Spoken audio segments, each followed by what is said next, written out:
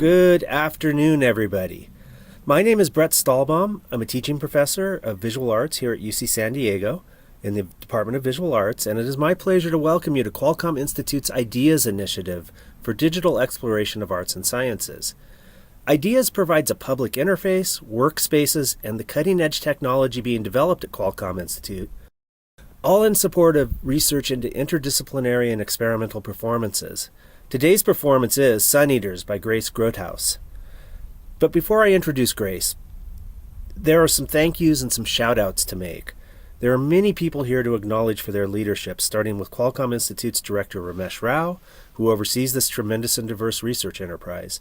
I also want to acknowledge the retired but never actually really retired founder of Cal IT2, Larry Smarr, and other pioneers of computing such as Thomas DeFanti and Sheldon Brown and Lev Manovich, who are important parts of the history of Qualcomm Institute. And indeed, there is a rich history here. Not only has Qualcomm Institute provided visionary leadership in new technology, in which art making is considered an equal partner, but also in wearing my hat primarily as an educator of undergraduates, I really sincerely thank everybody at Qualcomm Institute for how they have enriched undergraduate education at UCSD over the years. In fact, one of the shout outs, my Viz Arts 10 class is in attendance here tonight, and I wanted to also say hi to all of the interdisciplinary computing in the arts majors and speculative design majors and other students in that course. Also, super thanks to Shirok Yadagari, who is the newly appointed Associate Director of Qualcomm Institute. Congratulations. And the Director of IDEAS, as well as a faculty member in our music department. This is the second IDEAS performance of the season. The first was John Burnett's Hydra just a few weeks ago. And on an important note, the third will be Thursday, June 3rd at 5 p.m. This is a theatrical work titled Pia's Adventures in Tlaxandia, and it's an augmented theater and dance work led by UCSD's Professor Robert Castro of our Department of Theater and Dance, and many collaborators. Please see ideas.calit2.net for more information and to register for that event. I also want to acknowledge the really incredible team at Qualcomm Institute who has done an amazing job in helping to keep the research wheels turning during the global pandemic. Hector Bracho, Megan Easton, Maximo Carrion, Ruben Huerta, Xochi Rojas Roja, Scott Blair, and of course my dear colleague Trish Stone. You are all amazing people. You rose to the challenge of some incredibly difficult and sad times, and UCSD really wouldn't be what it is without you. So, moving on to tonight's performance. Grace Grothaus is an artist whose research questions center around the present global climate crisis and futurity. Her research and making is focused on environmental sensing and visualization, and her projects take the form of indoor and outdoor installations, often interactive and responsive in nature. She's deeply concerned with the question of how to foster empathetic relationships between human beings and our more than human environs in order to address current critical issues. Her artwork has been exhibited across the United States and abroad on 5 continents, including the Second World Creativity Biennale in Rio de Janeiro, Brazil, in Durban, South Africa for the International Symposium of Electronic Art and Environmental Crisis, an art and science exhibition in London, UK. Grothaus has received awards for her work from organizations such as the National Foundation for the Advancement of the Arts, and she was an Art 365 Fellow. She's been invited to speak about her work for the University of California, San Diego's Design at Large series and Echo Art Space, among others. Currently, Grothaus is concluding an MFA in Visual Art in our Department of Visual Arts here at UC San Diego, and in the fall will begin working towards a PhD in digital media from York University in Toronto. Recent trends in situated art and technology practice have been leading artists into the outdoors and even remote landscapes. This trajectory is not new. There's a long history of artists engaging in technology in the landscape, ancient rock art through landscape painting and photography to land art, site-specific practices, walking works, and recently, explorations of emerging technologies in the hands of artists such as Grothaus. Among the emerging technologies are sensors, controllers, radio-based sensor networks, and edge computing. Technologies that can sense the world around them are also not new. Think of the thermometer. But digital communications technologies have led to a qualitative and quantitative transformation through automation, data collection, number crunching, and in fact, it is these sensor platforms, which also include our mobile phones, that have become a major constituent of a problem called the big data problem. And this is all well known. But what is less known is what artists have been doing with sensing and data in outdoors environments and in our various landscapes in cooperation with Earth's biome. There are definitely underexplored issues in the art world, such as sensor aesthetics, the formal properties of mesh networks, and yet to be discovered experimental practices and conceptual frames for new kinds of artist-made feral technologies in the wild. I am so pleased to have the opportunity to introduce you to one of a younger generation of artists who are working in this terrain. So, as we now say in our online meeting terms, Grace, the screen is yours.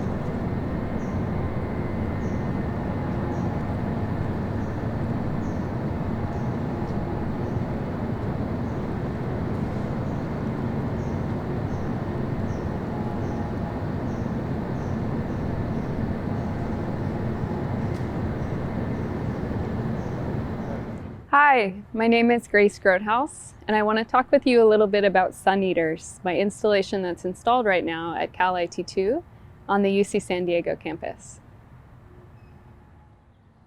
Sun Eaters here is measuring the bioelectricity that's present in these trees, that's present in us, and present in all living things, and it's translating it to visible light so that we can see it. I've placed these installations along this frequently traveled sidewalk so that people who are walking through their daily lives can stop for a moment and focus on the often overlooked vegetation that's all around us. Plant blindness is a tendency to overlook the non-human things, the trees, the grasses that are growing all around us in favor of the human action that's taking place, almost as though this was a backdrop, where in fact they're as equally important as we are. And my hope is that this installation of Sun Eaters will show us that. The name Sun Eaters refers to the fact that the plants themselves are consuming the sunlight and the water and translating that into through their chlorophyll into food for themselves. We have a tendency to overlook the plants that are all around us, and yet they're extremely important to our future. Trees are one of our very best carbon sequestrers, and atmospheric carbon is what's causing the climate change crisis that we're experiencing today. So my hope is that this installation can call attention to the more than human world around us and be part of a change in the way that we perceive our world around us, that we perceive all species as being important, vital parts of our world that work together as an interconnected ecosystem, so that we can have a future that doesn't involve temperature rise and sea level rise and polluted air. The way the Sun Eaters installation is working is these two solar panels here are taking in energy from the sun throughout the day, and they're loading a battery, and that battery is used to continuously power a small computer. It's called a microcontroller that I've programmed to take in the data that's being received from the electrocardiogram sensor, ECG sensor, and then translate that to an output that's measurable as light in the form of an LED, and everything is installed to be completely waterproof. This is actually the second installation of this series of lights. And the first was at the Lux Art Institute in Encinitas, California, where it was installed from October 2020 until just this past month, during which time it was exposed completely to the elements, mini storms, with no issue at all. And so it's pretty exciting that we've reached a point where the electronics components that are available that we can use to make artworks such as this are durable enough when using waterproof housing to make something like this possible. So it's a really exciting moment that we're at right now in year 2021 in terms of environmental sensing, that we're able to make artworks like this where we can see things and show them to you that are out in the environment that we wouldn't previously be able to do. 10 years ago, you'd think about computers as being pretty fragile. They're not very water resistant. They can't be outside in the elements for a really long time. But at this particular moment, there's almost an upswelling of environmental sensing work being done that is possible from these new technologies that are emerging. So it's a really exciting space for me to be researching in and developing projects.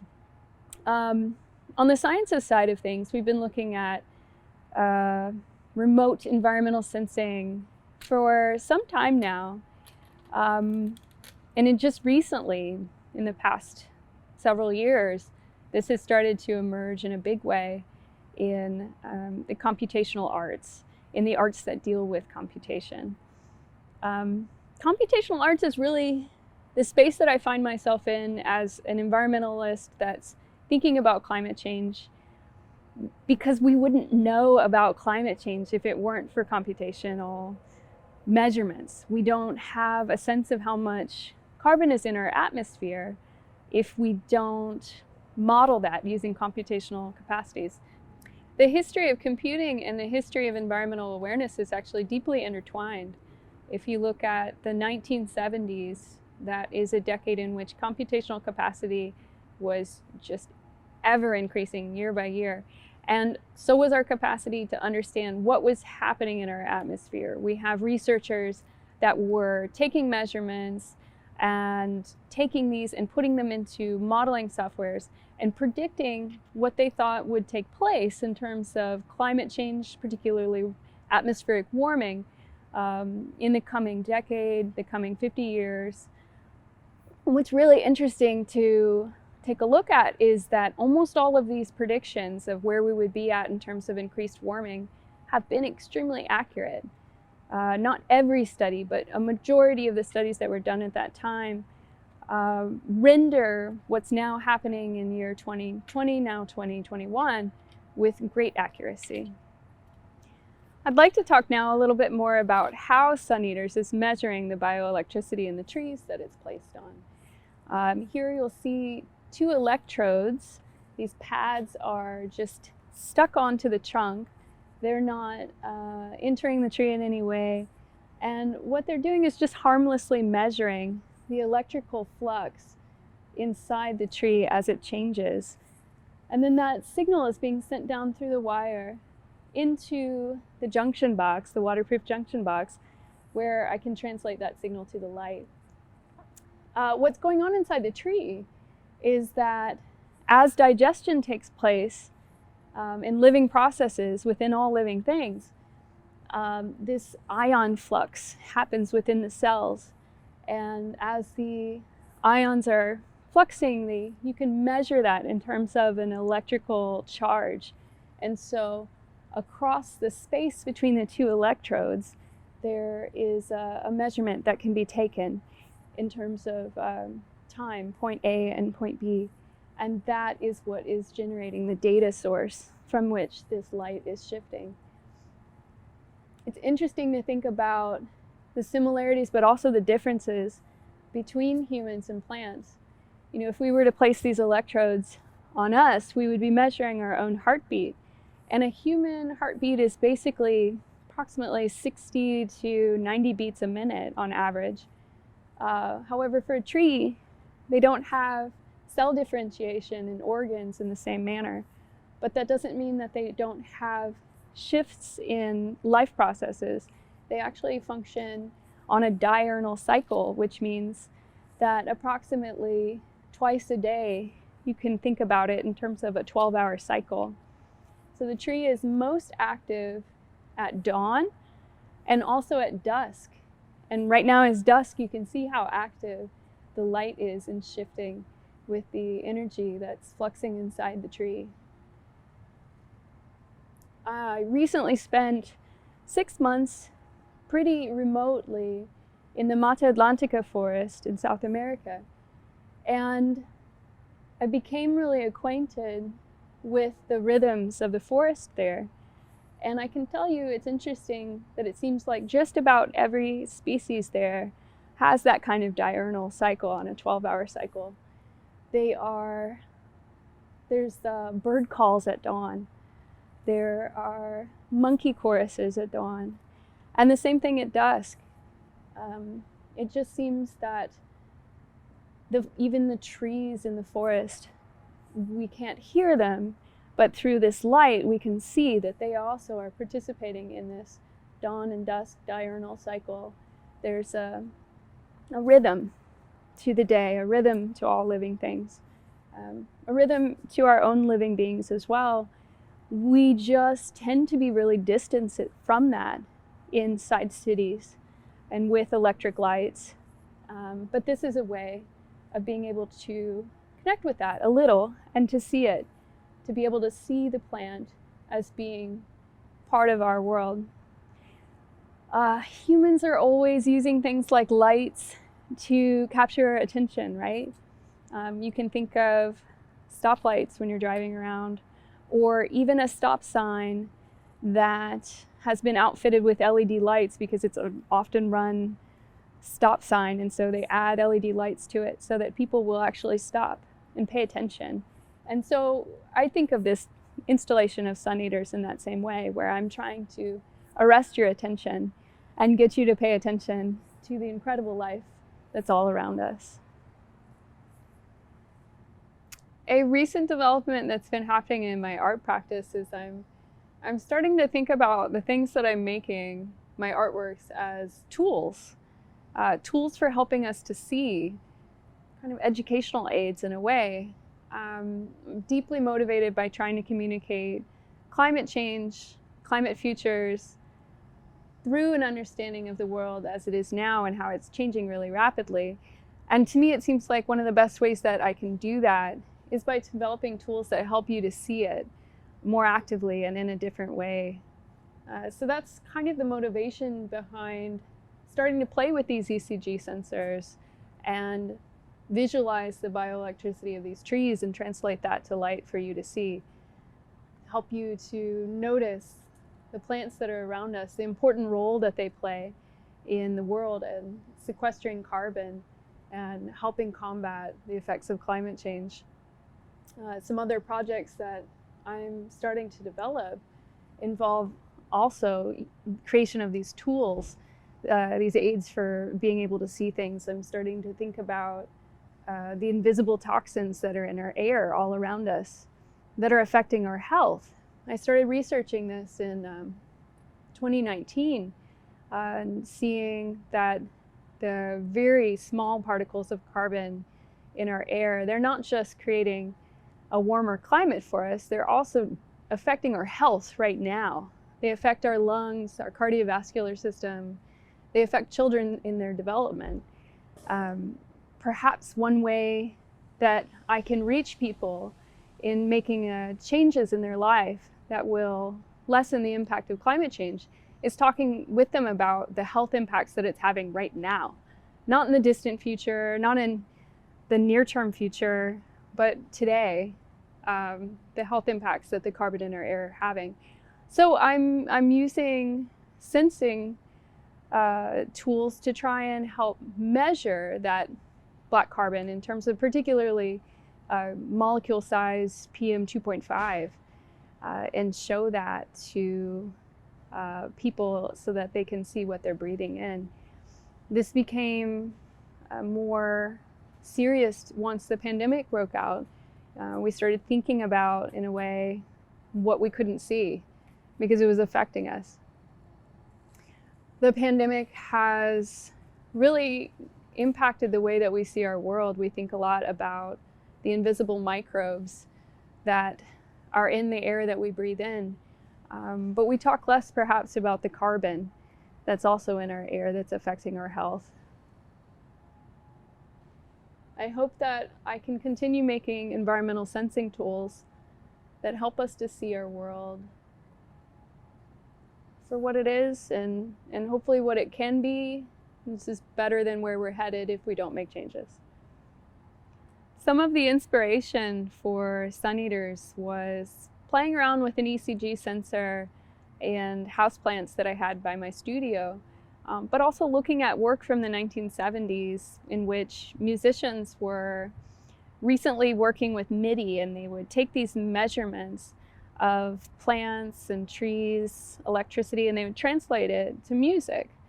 They were touching the plants and interacting with them and seeing how that changed the sounds that they could record and thinking about what that might mean in terms of communication between the plants and the people. I didn't want to go the same route and work with music, but I think there's a directness, a simplicity in translating it to light that is really great.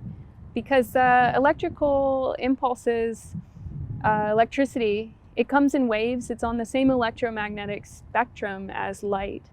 It's just at a different frequency. So for me, it felt a little bit more honest to translate it to light. It's like a spectrum shift. Than to try to think of it in terms of a composition the way a musician would. I'm less interested in composing. Composing is almost a means of controlling the outcome. And I want the plants to perform. I want the trees to perform. I set up these conditions, the parameters by which we can see this light. But what's actually happening in terms of the light flux is completely up to the plant and its biological processes at any given moment. It's not controlled by me in any way. I'm just measuring it and translating it for you to see. There are a lot of artists working in the space of environmental sensing that are very inspiring to me, and among them are artists like Natalie Jeremenjenko and Beatrice DaCosta, who did a lot of work in the space of air quality sensing. She would put her electronic sensors on the packs that were attached to carrier pigeons, and they would fly through the air and collect real-time data in cities, up in LA in particular, where they're dealing with smog and air pollution issues in a pretty serious way. What is inspiring to me is how I keep coming across artists that are working in environmental sensing. I first installed Sun Eaters in October of 2020, and then a couple months later came across an artist who lives in Canada who is doing really exciting work also with measuring different aspects of trees, named Jane Tingley. And in fact, I'm actually headed up to Toronto in the fall to start a PhD in digital media, where I'll get a chance to work with her a little bit, and I'm pretty excited about that. But I've worked with incredible artists during my master's here at UC San Diego, where we are right now, with Sun Eaters installed. Artists like Brett Stalbaum, a computational artist that does work as well with environmental sensing out in the desert, and Pinar Yoldash, and she's working in environmental futures speculative spaces as well. There's so much exciting work that's taking place right now in this area. It'll be interesting to watch in the next few years and see where this type of work leads. The light here is measuring the bioelectricity of this tree, and it's fully bright, which means that this tree is right now measuring at a level that's at the peak capacity of this light to really output that. But I'd like to show you what happens when these electrodes are placed on me, because They are ECG sensors, they're electrocardiograph sensors. And we use those, you might see them at like a doctor's office or in some smart electronics that measure your heart rate for fitness purposes. The same type of sensor. And so you can see that these electrodes will measure my heartbeat and output that.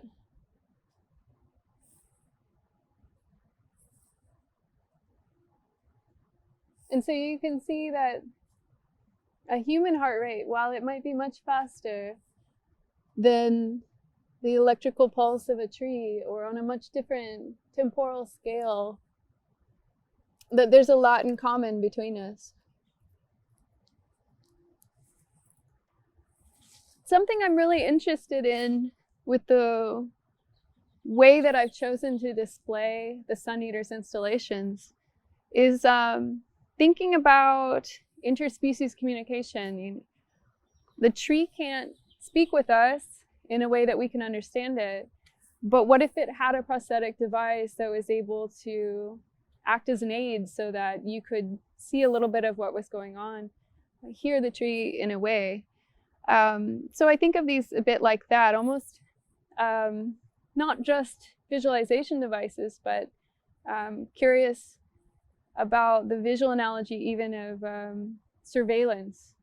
What if the tree could surveil us in the same way that we are always surveilling the world around us? Thank you so much for joining me tonight, talk about Sun Eaters. And if you'd like to, I'd love to talk with you a little bit more in a question and answer forum on our Zoom session. So join me after.